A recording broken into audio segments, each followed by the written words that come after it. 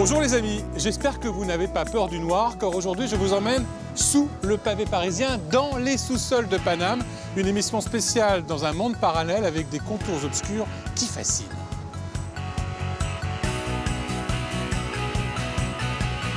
Au fil de cette aventure, je vous propose de découvrir un monde riche en histoire dans lequel travaillent beaucoup de passionnés. Alors j'espère que vous n'êtes pas trop claustro, car on est parti dans les entrailles de Paris.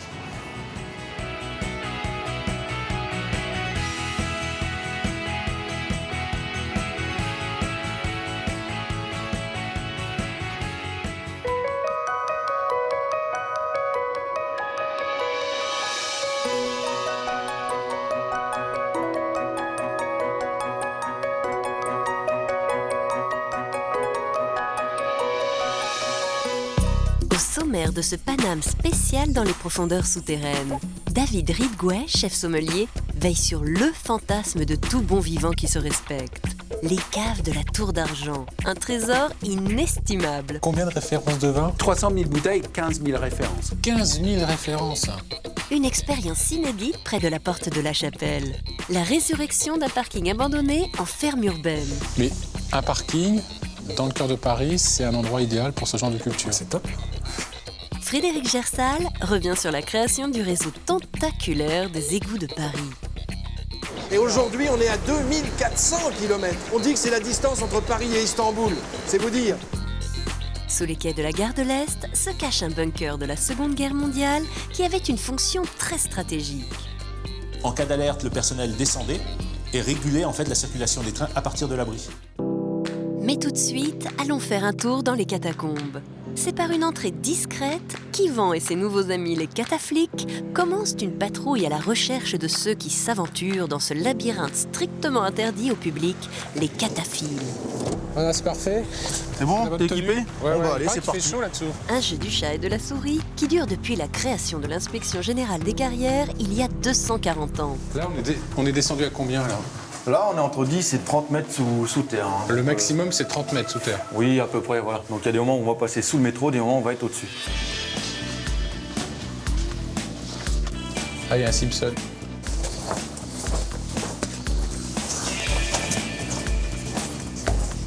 Donc là, c'est fréquenté ici.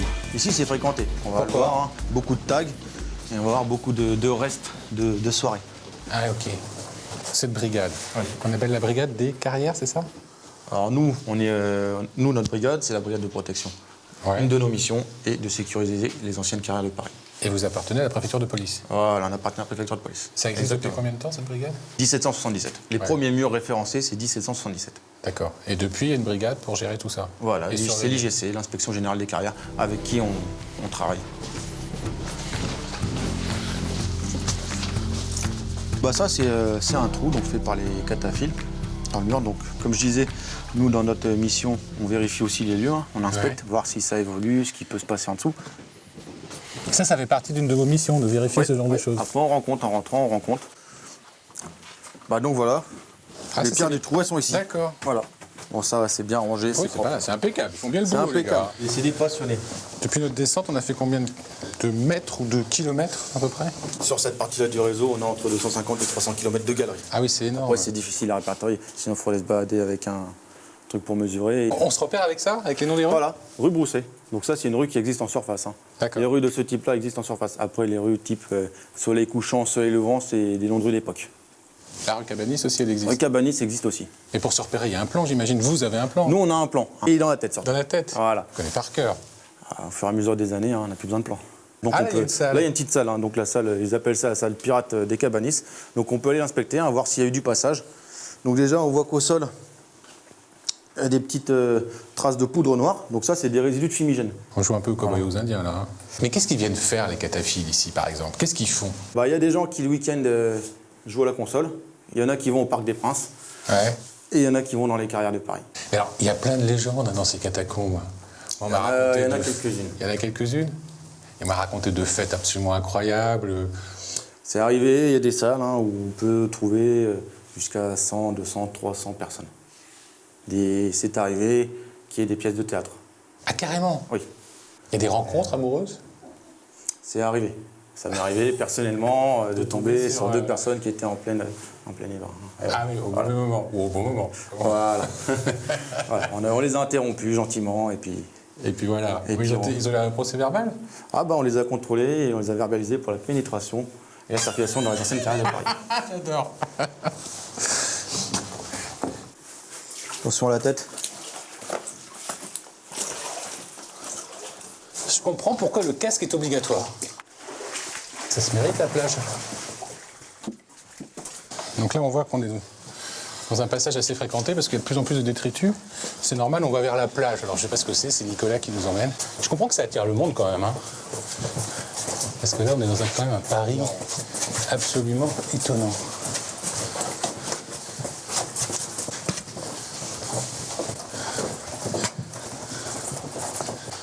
Bon là on va arriver à la plage. Hein. Wow.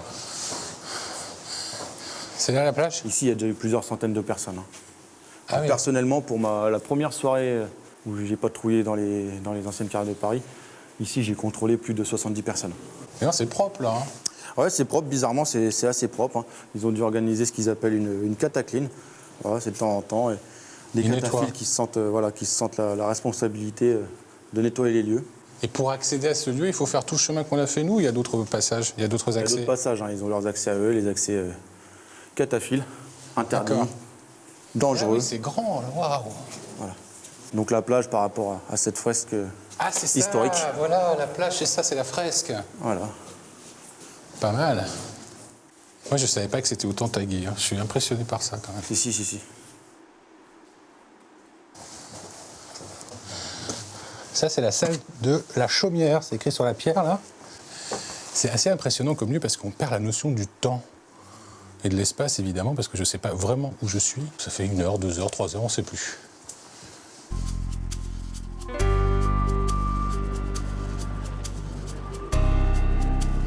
Après ce parcours, un peu d'air frais ne peut pas faire de mal, même si ça ne dure pas longtemps.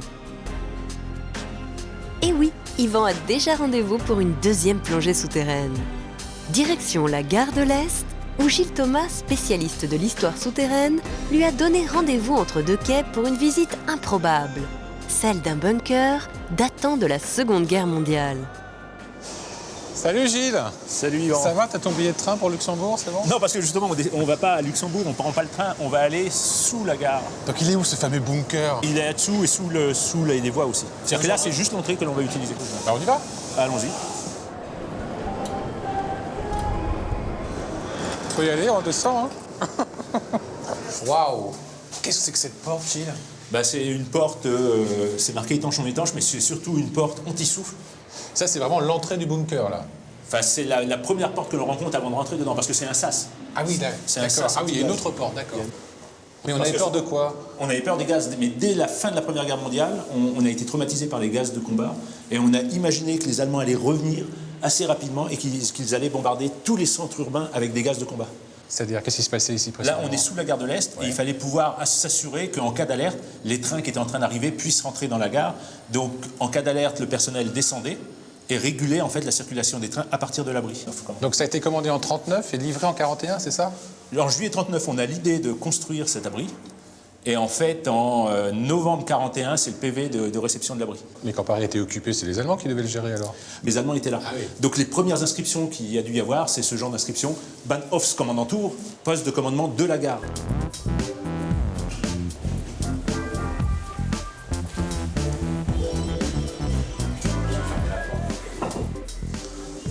Donc là, on arrive dans le poste de régulation du trafic, où en fait, on va suivre les trains à partir du moment où ils partent de la gare de l'Est, tout le long du parcours. À chaque fois qu'un train va passer devant un poste d'aiguillage ou devant une gare, ici, il y a quelqu'un qui reçoit un coup de téléphone et on lui dit « tel train vient de passer ». Et lui, il prend ses petits crayons couleur et il dessine le tracé du train. C'est un travail très astreignant parce qu'en fonction du train, si c'est un train voyageur, un train marchandise, si c'est un train direct, un train omnibus, il change de crayon de couleur pour vraiment tracer pour pouvoir identifier chacun des trains par la couleur. Donc tout ça, ça se faisait par téléphone alors? Ça se faisait par téléphone, ouais. Et donc il y a un gros central téléphonique ici. Il fait combien de mètres carrés en tout ce bunker? Il doit faire 200 mètres carrés à peu près, je pense. Il était entretenu jusque dans les années 80. Parce que le ministère de la Défense donnait un petit pécule à la SNCF pour que ce bunker soit entretenu. Ah oui, on imaginait encore que ça pouvait servir, jusque dans les années 80. On ne sait jamais, on ne sait jamais. On attend toujours la guerre suivante. Oui, on est toujours en train de préparer la Voilà, suivante. on attend toujours la suivante. C'est la salle des machines ici, quoi. Ça, c'est la salle des machines, mais des machines spéciales. Ce sont des filtres. Ce que l'on voit derrière, ce sont des filtres à charbon. Il fallait que cet abri puisse fonctionner dans 3 types d'atmosphères.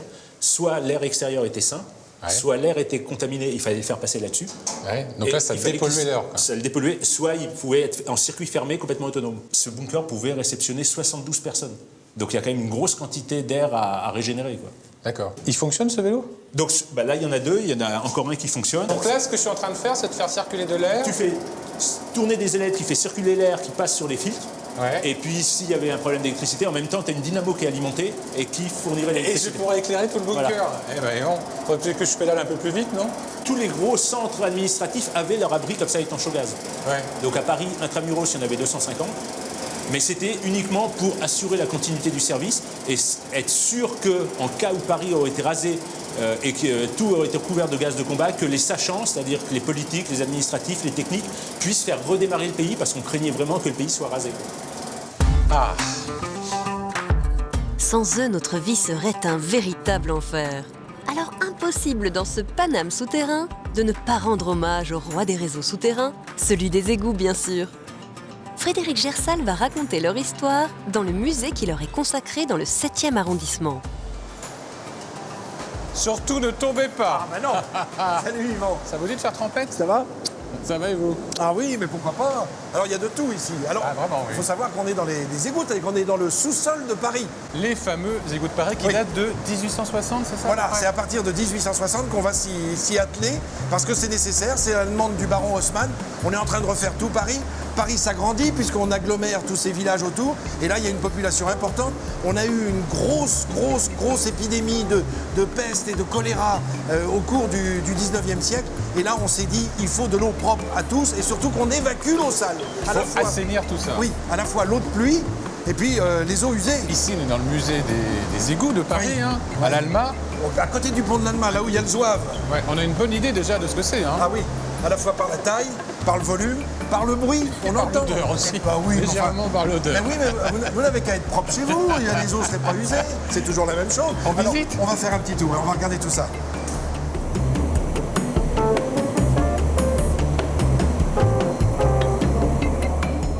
Donc Frédéric, ce fameux réseau d'égouts de Paris, on le doit à qui précisément? Alors, à la base, c'est Haussmann qui se dit, au moment où il transforme Paris en 1860, il faut un homme de l'art, quelqu'un qui sache s'en occuper. Et il va demander à l'ingénieur Eugène Belgrand, B-E-L-G-R-A-N-D, Eugène Belgrand, de fabriquer, de concevoir tout ce réseau. Donc c'est combien de kilomètres de galerie alors? Alors Non. aujourd'hui, on est à 2400 km. 2400. On dit que c'est la distance entre Paris et Istanbul. C'est vous dire. Pour moi, les égouts, c'est une forme surtout particulière. Oui. Alors là, c'est ce qu'on va voir. Parce que figurez-vous que Belgrand va imaginer en tant qu'ingénieur un œuf. En tout cas, un arrondi comme ça. Pourquoi? Tout simplement parce qu'en mettant des parois arrondies, comme on le voit ici et qu'on va le voir tout à l'heure, ça évite la pression de la terre qui est à l'extérieur. Et puis il va imaginer quelque chose d'encore plus fort. C'est que cet ovale, il va être très large en haut et plus étroit en bas. C'est comme un œuf à l'envers, un œuf de poule. D'accord. Et l'idée, Pourquoi? c'est que à la base, quand c'est pas très large, l'eau va prendre de la vitesse en s'écoulant. Elle s'écoule naturellement. Hein. D'accord. Il y a 1 centimètre de dénivelé au kilomètre. Donc c'est tout en douceur. Et pour éviter que les détritus, que les sables ne s'accrochent aux parois ou au fond, eh bien tout cela est transporté tout simplement, tout doucement, en douceur. Alors voilà, ça c'est une boule pour curer, pour nettoyer. Elle tourne sur elle-même, elle nettoie les parois. Elle est légèrement inférieure évidemment au diamètre de la paroi. C'est comme dans les fûts de canon. On mettait des boulets, mais qui n'étaient pas évidemment à la taille du fût, qui était un petit peu plus étroit. On appelait ça le vent du boulet. Vous savez, quand on entendait passer le vent du boulet. Et bien là, c'est la même chose. C'est Donc toujours en service, ça. C'est toujours en service et c'est inventé par Belgrand. Eh ouais, encore lui. Pensez qu'en 1894, au moment où le tout à l'égout est définitivement installé à Paris, eh bien les gens venaient, descendaient, visitaient en wagonnet, tirés par une petite locomotive. On était un peu boudinés dans les wagons et on visitait un peu ce Paris souterrain avec de l'émotion et un Avec peu... des petits wagonnets. Moi, je pensais qu'on le faisait à la barre. Ah ben il y a eu après. Après c'était à la barque et aujourd'hui c'est tout à pied. Donc on peut visiter aujourd'hui, c'est pour ça que nous sommes là, dans ce musée qui accueille évidemment tous celles et tous ceux qui veulent venir. C'est vrai cette histoire de crocodile? Ah oui, mais vous savez que c'est arrivé accidentellement, c'est-à-dire que voilà des égoutiers qui sont au travail et puis ils s'aperçoivent qu'il y a quand même un petit peu moins de rats que d'habitude qui courent un peu partout. Ils se disent tiens, est-ce que c'est notre boulot qui réussit? Est-ce qu'il y a quelque chose d'autre? Puis paf, au détour d'un tunnel, qu'est-ce qu'ils voient? Un crocodile. Et c'est le crocodile qui se nourrissait avec ces rats, ouais, évidemment. le garde-manger était là. Hein. Alors on appelle des sapeurs-pompiers qui viennent s'en saisir précautionneusement. Et cette femelle crocodile, on va la placer au jardin des plantes, où là on va pouvoir aller la voir. Aujourd'hui, je vous le donne en mille. Elle est toujours vivante? Ah oui, oui, oui. Elle est à Vannes, en Bretagne, Évidemment. évidemment. Où, paraît-il, elle coule des jours heureux. Moi, je vais continuer ma balade. Oui. Comme vous perdez régulièrement la boule, Oh, une belle, oh, belle c'est grosse facile. bambou. Allez, Allez. à bientôt, Au revoir. Frédéric. Dans les sous-sols parisiens à côté de ceux qui perdent la tête, il y en a qui ne manquent pas d'esprit. Direction le nord de Paris, du côté de la Porte de la Chapelle où une petite révolution souterraine vient de démarrer. Ici, une start-up, La Caverne, s'est lancée un drôle de défi. Transformer des places de parking abandonnées en ferme agricole bio et locale. Yvan, salut. Ça va J'attendais justement. Ah, Ouais, très bien. on est parti, on va en trottinette? Ah, mais super. Allez. Trottinette. Cool, j'adore. Et si j'ai bien compris, on est sous une barre HLM là. Exactement, dans un parking réaffecté, enfin qu'on est en train de réaffecter tout doucement, dont l'histoire était pas mal de drogue, de prostitution. Ah, c'était squatté. Ouais, pour le bailleur, c'était inopérant, en fait, il ne pouvait pas du tout l'exploiter. Et ici, donc, c'est la champignonnière alors. Voilà, c'est la champignonnière, justement. Je te propose de venir récolter avec moi. Il me faut une cagette. Ah, bah, t'as tout ce qu'il faut. Tout tombe à pic. Qu'est-ce que c'est comme champignon, comme espèce, ça? Alors ici, ce sont des pleurotes grises. Ça sera comme ça là-bas? Tu les cueilles, en fait, comme une fleur. D'accord. Voilà. Ça pose donc sur un ballot de paille. De paille et de son de blé. Et alors, la production, il y a combien de ballots en tout? En termes de production, on est à peu près à 300 kilos semaine. Ah, on a tout ça à remplir? Oh là, on va se perdre dans la brume, là. Donc là, ici, c'est la partie des shiitake. Shiitake, ouais. Shiitake.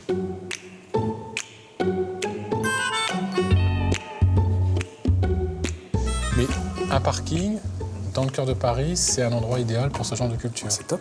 C'est génial. Parce qu'on a quoi, une température constante? Exactement. Pour le champignon, c'est idéal. Et puis, en fait, on est en milieu clos. Donc, en fait, on peut être amené à contrôler les paramètres et les optimiser.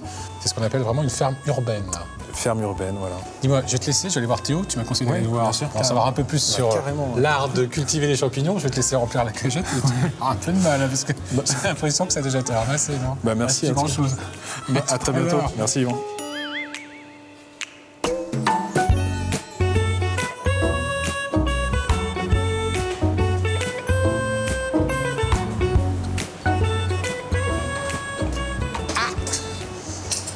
Ah, c'est la partie disco, là.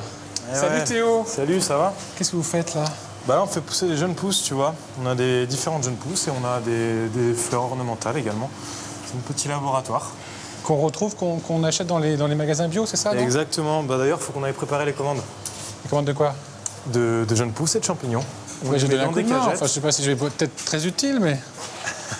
Donc Et ça va tu aller peux en où, mettre, ça? Voilà, tu peux en mettre 2 kilos, si tu veux.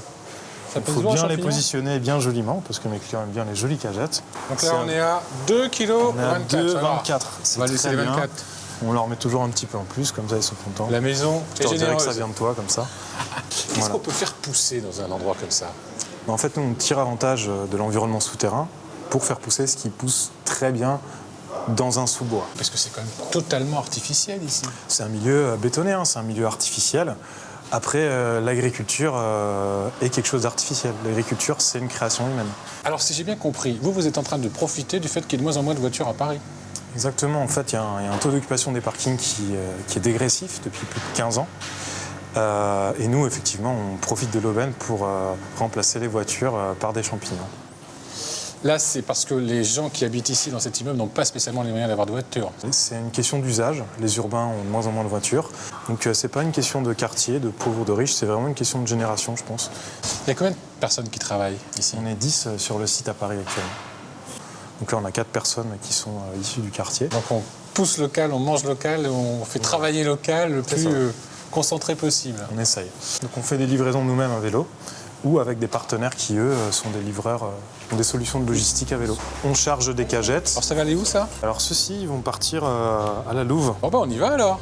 Moi je vais récupérer mon vélo là-haut et je vais t'accompagner un bout. Toi c'est plus facile, tu as un vélo électrique. Moi, oui, non. je suis en vélo électrique, c'est bien plus simple. Bon Théo, bonne livraison. Salut, À bientôt. salut à toi, Je merci pars pour par tout. là. Allez, Ciao ciao. ciao. Changement de décor. Pour notre dernière étape sous les pavés parisiens, Yvan a maintenant rendez-vous au paradis. Oui, vous m'avez bien entendu, au paradis. En l'occurrence, celui du célèbre restaurant La Tour d'Argent. Dans ces caves sommeillent des bouteilles incroyables. Estimées à près de 25 millions d'euros, ce trésor est bien gardé par le maître des lieux, le chef sommelier David Ridgway. Hey, Bonjour, bonjour David. bienvenue dans les caves de la Tour d'Argent. Donc ici, waouh, il y a combien de mètres carrés en tout de cave? Il y a 1250 mètres carrés. En 1940, ce porte fut muré par Claude Terrel, l'ancien propriétaire de la maison. Et pendant 5 ans, ce parti de la cave était caché. Il y a peur que les Allemands pillent la cave? Et oui, tout à fait. Et les Allemands s'en sont pas aperçus. Non, ils ont caché ça derrière des poussières et des... Et les... Oh, qu'est-ce qu'on entend là? Là, c'est une sonnerie pour dire qu'il y a une commande au restaurant. Il y a un papier qui descend dans un tuyau avec une demande pour une bouteille de vin. Alors, derrière, l'ancienne, là. il y a 2 commandes. Un Chambol Musigny, C'est pas mal. un Chéroumier et un Hermitage blanc.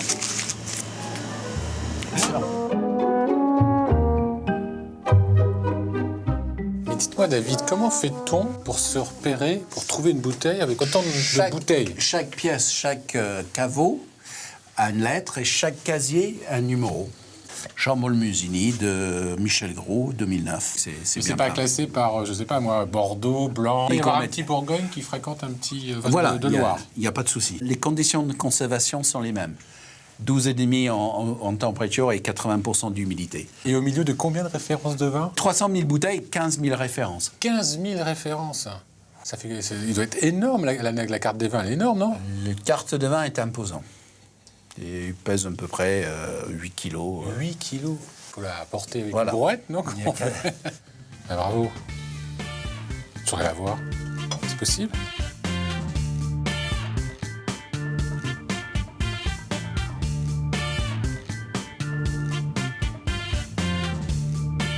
Donc il y a à la fois du vin, du champagne, des spiritueux, ce qui se boit. Tout ce qu'il faut pour qu'on soit heureux.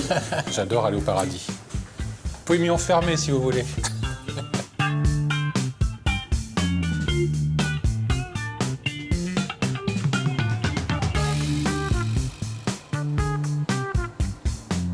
Oh là là! Voilà. Ah, c'est ça la carte des vins. Donc les 15 000 meilleurs vins français sont chez vous. Voilà. Oh, champagne ici. Et voilà. Ah bah, c'est exceptionnel. Faut trinquer. Champagne de la maison. Tout à fait. Avant d'y goûter, on va quand même parler de cette carte. Donc, allez, le moins cher. 55 €. D'accord. Le plus cher. Ça va être au-delà de 10 000 € la bouteille. Qu'est-ce que c'est pour 10 000 €? Vous avez du Pétrus, vous avez du Romanée Conti, vous avez du... Les vins les plus exceptionnels. Voilà. Revenons un peu sur l'histoire du lieu. Vous êtes arrivé il y a 35 ans, il y avait moins de références, il y avait moins de bouteilles. Cette cave, elle est née quand? Les mises en bouteille remontent à 1850 à peu près. David, j'ai vu en prenant l'ascenseur qu'il y avait pas mal de célébrités qui étaient passées dans ce restaurant. Elles sont descendues à la cave aussi? Tout à fait. Que ce soit la reine de l'Angleterre, elle était princesse à l'époque, elle est venue chercher une bouteille de fine pour son papa, George VI. On a eu bien sûr des gens comme Woody Allen, des gens passionnés du vin qui sont descendus visiter les caves, De Niro. J'ai même appris que certains ont voulu vous voler. Oui, quoi, cette enfin, histoire de c'était pas vouloir voler. Ils voulaient absolument une bouteille de cognac 1805. Donc, M. Pierre Pointe-Morgan a envoyé 3 personnes dîner à la Tour d'Argent. Ils sont descendus prendre un eau de vie en cave. Et pendant que le caviste avait le dos tourné, ils ont échangé la bouteille pour un chèque en blanc. Un chèque en blanc. Il a laissé un chèque sur la table. Le chèque signé, Pierre Morgan, et c'était juste à nous de remplir le somme. Et qu'est-ce que vous avez fait? On a renvoyé le chèque parce que justement, on ne voulait pas... Malheureusement, lui, il n'a pas renvoyé la bouteille. Si vous voulez bien, David, on va terminer l'émission ensemble. Après une grande balade dans les souterrains, dans les sous-sols de Paris, eh bien, on va trinquer pour cette émission au Parisien et à cette belle cave. Merci. Moi, je vais inviter les téléspectateurs à venir voir au revoir cette émission sur france3.fr, à venir aussi me parler sur les réseaux sociaux, entre autres sur Facebook. Et on se retrouve bien sûr la semaine prochaine pour un nouveau numéro de Paname. Santé, David, et merci beaucoup. Merci pour cette visite. Merci. Et n'oubliez pas de retourner voir nos bonnes adresses. Le musée des égouts, où, contrairement aux idées reçues, l'odeur est tout à fait supportable. La caverne et sa ferme bio souterraine. Visite sur inscription.